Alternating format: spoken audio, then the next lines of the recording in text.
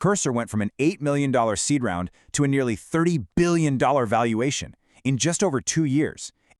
So you take this product that people absolutely love, you combine it with that kind of relentless execution. And what do you get? You get a tidal wave of investor interest.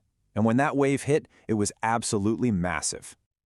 Okay, just look at this timeline. The sheer velocity of their growth is just staggering. I mean, to put this in perspective for you, a lot of successful startups take what, 5, 7 years to become a unicorn, a billion-dollar company? Cursor went from an $8 million seed round to a nearly $30 billion valuation in just over 2 years. It's wild.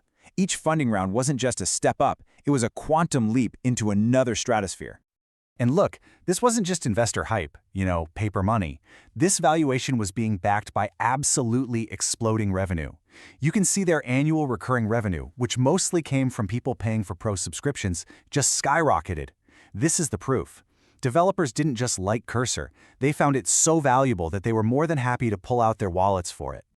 So, after all that, what's the big takeaway here? What can we learn from this incredible journey? What's the core lesson from the story of Cursor? I think co-founder Aman Sanjur really nailed the essence of their success with this quote. He said, "Developers don't just try Cursor, they switch to it permanently." And that's it, right? They built something so good, so deeply integrated into the workflow, that it became indispensable. It had that stickiness because it solved a fundamental, painful problem better than anything else out there. So really, the story of Cursor gives us a new playbook for how to build a company in the age of AI. It's not about having the biggest marketing budget. It's about starting with a really powerful, simple vision that comes from a deep understanding of a user's frustration.